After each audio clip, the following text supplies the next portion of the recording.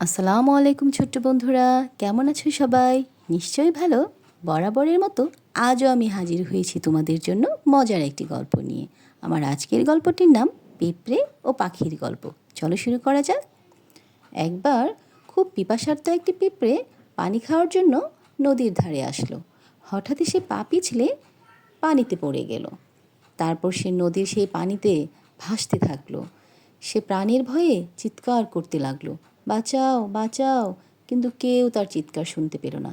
সে ভাসতেই থাকলো, ভাসতেই থাকলো।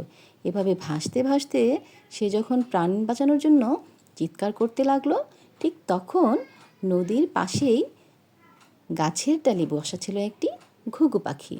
সে পিঁপড়ার চিৎকার শুনে গাছের ডালে এসে বসলো। নদীর কাছের যে গাছটা, ওই গাছে এসে বসলো। তারপর সে পিঁপড়েকে লক্ষ্য করে একটি পাতা ছুঁড়ে দিল। বলল, তুমি এই পাতায় উঠে আসো, এই পাতার সাহায্যে তুমি নদী পার হয়ে যাও। পিঁপড়ে ঘুঘু পাখির কথা মতো পাতার উপর উঠে বসলো। তারপর পাতার সাহায্যে ভাসতে ভাসতে সে নদীর কিনারায় পৌঁছে গেল। এভাবে তার প্রাণ রক্ষা পেল। ঠিক তার কিছুদিন পরে পিঁপড়ে ঘাসের উপর ঘুরছিল খাবারের সন্ধানে।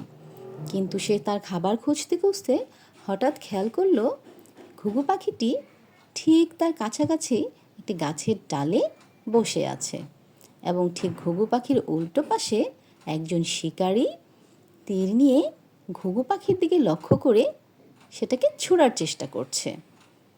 পিঁপড়ে এবার গুটি গুটি পায়ে দৌড়ে গেল সেই শিকারির কাছে, এবং তার বন্ধুকে প্রাণে বাঁচানোর জন্য কুট করে শিকারির পায়ে একটি কামড় বসিয়ে দিল।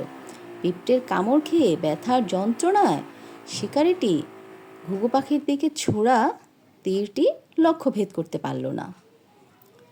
এভাবে পাখিটি প্রাণে বেঁচে গেল। সে উড়ে চলে গেল। ঘুঘু পাখির জীবন বাঁচানোর জন্য সে পিঁপড়েকে ধন্যবাদ দিল এবং বলল, তুমি আমাকে প্রাণে বাঁচিয়েছ, ধন্যবাদ, আজ থেকে আমরা বন্ধু। এরপর তারা বন্ধু হয়ে গেল। তো বন্ধুরা, এই গল্প থেকে আমরা কি শিখলাম? সবসময় মানুষের উপকার করার চেষ্টা করবে। তুমি যদি কারো ভালো করো, তোমার সাথে সবসময় ভালোই হবে।